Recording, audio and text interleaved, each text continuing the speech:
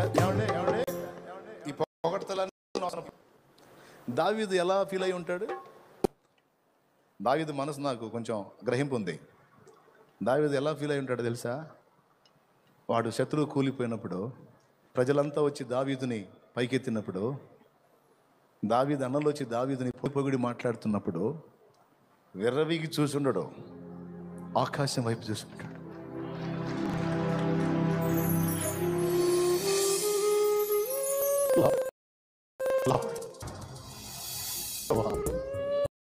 ఇది నీదే, ఈ విజయం నాది కాదు, వీళ్ళకి తెలియదు, నన్ను కనపరుస్తుంది, అది కాదు నీది, ఇది నీది. నా అవమానాలని పొగడ్తలుగా మరిచావా? నన్ను హేళన చేసిన వాళ్ళు ముందు నా తలనెత్తావా? ఇది సోదరుడా, సోదరే, వేస్ట్ గాడివిరా నువ్వు అనిపించుకొని ఉండొచ్చు. పనికి మాలిందన్న ఎంతో మంది చేస్తున్నా, నువ్వు చావట్లేదు అనిపించుకొని ఉండొచ్చు. ఎందుకే నీ బతుకు, చావే అనిపించుకొని ఉండొచ్చు.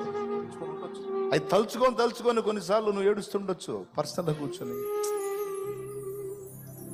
కొంతమంది నిన్ను అసోదరుడు, పెద్ద సోదరుడు, పనికిరాడు, వీడు ఊరకపోయేవాడు, వీడికి తెలివి లేదు, పాడు లేదు, ఎక్కడోళ్ళు చూడు, ఏడోళ్ళు చూడు, ఈడు చూడు, ఈ బతుకు చూడు అనిపించు. ఆ మాటలు గుర్తు చేసుకొని ఎవరు అర్థం చేసుకోవట్లేదు, తలవ మాట పొడుస్తున్నారు ఏంద్రా, ఈ మాటలతో చంపుతున్నారు నన్ను. ఏడ్చుండొచ్చు. ఒక్క మాట చెప్పని, నన్ను ఈ మాటలన్నీ నీ గుండెల్లో ఉన్న వేదనంతా నా తండ్రి చూస్తున్నాడు.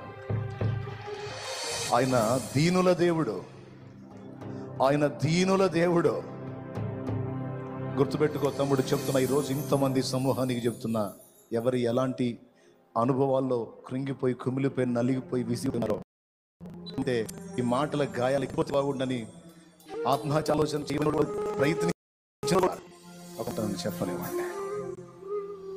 ప్రాణం చచ్చిపోతావు ఏం ఒరిగితే, అంటే వాళ్ళు తిరిగి తిడతావు ఏం ఒరిగితే, ఏం కలత చెడతావు. ఆయన వైపే చూడు. ఆయన నిన్ను పైకెత్తిందాక, ఆయన నిన్ను ఎత్తి పట్టినట్ల ఓపికగా దీనుడి కాచుకో.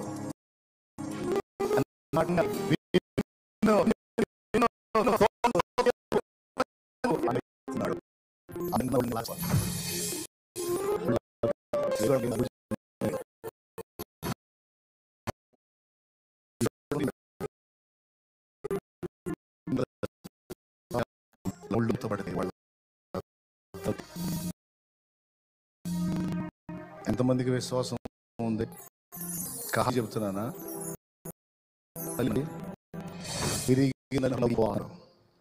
అలాంటి హృదయం దావీదు కలిగి ఉన్నాడు, యోసేపు కలిగి ఉన్నాడు. దేవుడు వారిని ఎత్తిపట్టాడు.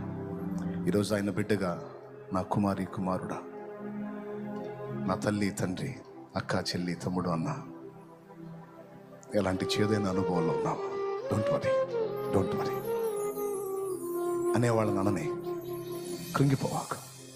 నీ పిల్లలు తిడుతున్నారా? నీ దీన స్థితిని బట్టి నువ్వు శుభకార్యాలకు వెళ్ళిన దగ్గర అవమానపరుస్తున్నారా? ఓకే, అవన్నీ తీసుకోనైనా తీసుకో, స్తోత్రం చెప్పుకో, గుర్తుపెట్టుకో. రేపు అవన్నీ మధురమైన జ్ఞాపకాలుగా మారబోతున్నాయి నీకు. నువ్వు ఏ కాళ్ళకి వెళ్ళిన దగ్గర అవమానపరిచారా? డోంట్ వరీ, తీసుకో, అవన్నీ గుర్తుపెట్టుకో. అవన్నీ నీకు తీయని జ్ఞాపకాలుగా మారబోతున్నాయి. అవి నాకు వద్దు అనుకుంటే మరి రేపు మధురమైన జ్ఞాపకాలు ఏముంటాయి నీ జీవితంలో చెప్పు? అవి అనాలి వాళ్ళు, నువ్వు వినాలి, ఆయన వినాలి, నిన్ను ఎత్తిపట్టాలి, నీకు అదొక మధురమైన అనుభవంగా మిగిలిపోవాలి. ఈ మాట ఎంతమందికి అర్థమైందో చేతులు ఎత్తండి. వాడొత్త గాలుడు, వాడొత్త తాగుబోతాడు, వాడొత్త తిరిగిపోతాడు, వాడొత్తి ప్యాకాటగాడు, వాడు డ్రగ్గిస్ట్. ఏమిస్టు? డ్రగ్గోడు. వాడు పనికినాడు, వాడు ఉరకపోయేవాడు, వాడు బతుకు మారిద్దా? నువ్వు నువ్వు నువ్వు డ్రింకర్వే, నువ్వు తాగుడు అలవాటు పడ్డావు, కానీ నీ గుండెల్లో కూడా మారాలని ఉంది, కానీ మానలేకపోతున్నావు. నీకు ఈరోజు శుభవార్త.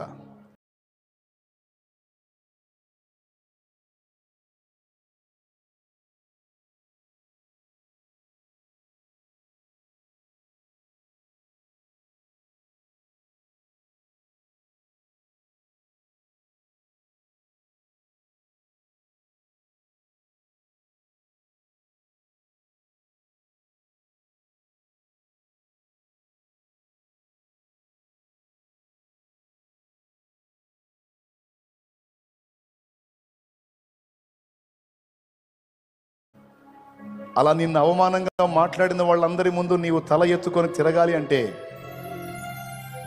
దానిని జయించే బలమిచ్చే యేసు ఈరోజు నిన్ను పిలుస్తున్నాడు, రమ్మని. దా, నా లైఫ్ కూడా, నా పాపాలు కూడా యేసు క్షమిస్తాడా? నన్ను కూడా ఆశీర్వదిస్తాడా? నాకు కూడా బెటర్ లైఫ్ ఉందా? ఉంది, ఉంది. నువ్వు విశ్వసిస్తే ఇది నిజం.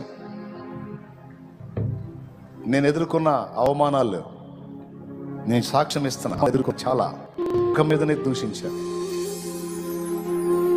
ఒకసారి సింగిల్గా కూర్చొని నేర్చుకునేవాడిని. మరి నేను పాటలు, దేవుని ఇచ్చిన పాటలు రాసుకుంటానంటే ఆ అనుభవాల్లోంచి వచ్చిన ఆ తలంపులు, పరిశుద్ధాత్మ దేవుడు ముందు అనుభవాలు నేర్పి తర్వాత తలంపులు ఇచ్చి అవే పాటలు చేయించాడు. ఆయన చేసిన కార్యం. నేను ముగిస్తున్నాను, మీరు జాగ్రత్తగా ఈ మాటలు తీసుకోండి. నేను ఫేస్ చేశాను అనుభవాలు, కానీ ఈరోజు దేవుని కృతజ్ఞతలు చెప్పుకుంటా ఉన్నాను. దేవునికి మహిమ కలుగును గాక. హల్లెలూయా. నా జీవితానికి మార్పు ఉంటుందా? నా బ్రతుకు కూడా బాగుపడిద్దా? తప్పకుండా బాగుపడిద్ది. బాగు చేసేవాడు ఆయన ఉన్నాడు. నా టోటల్ ఫ్యామిలీకి చెప్పాను, డోంట్ వరీ, వాళ్ళు అలా అన్నారు, వీళ్ళు ఇలా అన్నారని కృంగిపోతున్నారా? నిరాశపడుతున్నారా? మనకు దేవుడు లేడా? ఆయన వినట్లేదా? బాధపడకండి. ఈ మాటలన్నీ గుర్తుపెట్టుకోండి. అన్ని రివర్స్ అయితే చూడండి. చెప్తూ వచ్చా, ఫ్యామిలీకి చెప్తూ వచ్చాను. ఈరోజు అవి చూస్తున్నప్పుడు వాళ్ళు కన్నీళ్లతో దేవుని వైపు చూడటం తప్ప ఇంకేం చేసేది లేదు. ప్రియమైన బిడ్డలారా, మీ అనుభవాలు అలా మారుతాయి. నా దేవుడు చేస్తాడు. అన్ని ఉన్నోళ్ళని దగ్గరకు తీసుకొని ఏమీ లేదని నిన్ను నెట్టారా? నీకేసై ఉన్నాడు. ఆయన ఉన్నాడు, నీ పక్కన ఉంటాడు. వాళ్ళు కాదు, వాళ్ళ తాతలు పరిగెత్తుతారు నీ దగ్గరికి. Don't worry, don't worry. ఈ చివరి కూటంలో ఈ వాగ్దానాలు తీసుకో, నువ్వు విశ్వాసంతో తీసుకో. ఇవన్నీ శరీర సంబంధమైన అనుకోవద్దు. ఆత్మ సంబంధంగా ఉన్నాయి కొన్ని గాయాలు, శరీర సంబంధంగా ఉన్నాయి కొన్ని గాయాలు. అన్ని కట్టి చెదరిన గుండెల్ని నా దేవుడు రక్షిస్తాడు. అయితే ఒక్కటి షరతు, నీవు దేవుణ్ణి ఆశ్రయించు, దేవుని వైపే చూడు, నా యేసయ్య వైపే చూడు. ఆయన చెప్పిన మాట ఆయన్ని తెలుసుకో, ఆయన్ని కలుసుకో, ఆయన చెప్పిన మాటలకు లోబడు. బాగుపడు. ఒకసారి పైకి లేచి నిలబడు. దేవుని శక్తిని మనం ఎరిగి ఉండాలి. దేవుడు ఎంత జ్ఞానవంతుడో మనం ఎరిగి ఉండాలి. నీవు బాగు చేసుకోలేని ఎన్నో సమస్యలను ఆయన బాగు చేయగలడు. ఆయన జ్ఞానవంతుడు. ఆయన ప్రేమ ఏంతో నీవు ఎరిగి ఉండాలి. వస్తాడా? నా ధైర్యం అదే. నన్ను పిచ్చిగా ప్రేమించి నా కోసం ప్రాణం పెట్టినోడు అవమానాలకు నన్ను అప్పగించాడు అంటే గొప్ప ఆశీర్వాదం ఏదో నాకు ఇవ్వబోతున్నాడని నాకు తెలుసు. ఎందుకంటే ఆయన నన్ను ప్రేమిస్తున్నాడు. చాలా ఇష్టం నేనంటే యేసయ్యకి. నువ్వు చెప్పగలవా? ఎంతమంది చెబుతారు అంత కాన్ఫిడెన్స్తో? చెప్పండి, చెప్పు. నేనంటే యేసయ్యకి చాలా ఇష్టం. చెప్పు, గట్టి చెప్పు. నిజమేనా? ఎట్ట చెబుతున్నావు తెలుసా? నేనంటే చాలా ఇష్టం. పూర్తి నిశ్చయితం. నిజం చెప్పండి, నిజం చెప్పండి. నమ్ముతున్నావా? ఆయన నీ కోసం ప్రాణం పెట్టాడు. ఒకడు అన్నాడట, పద్దాకలు నీ కోసం పెట్టాడు, నీ కోసం ప్రాణం పెట్టాడు అంటావు ఏంది? వీళ్ళందరి కోసం పెట్టలేదా? నా ఒక్కడి కోసం పెట్టాడు అన్నాడట. అప్పుడు దైవజనుడు అన్నాడంట, ఎవరు బాబా, వాళ్ళందరూ కాదు, లోకంలో ఉన్న వాళ్ళందరూ నీతిమంతులై నువ్వు ఒక్కడవే పాపివై ఉంటే నీ ఒక్కడి కోసం కూడా ఆయన భూమి మీదకి వచ్చి సిలువను ఎక్కుతాడురా. అది యేసయ్య ప్రేమ, అదిరా యేసయ్య ప్రేమ. దేవునికి స్తోత్రం.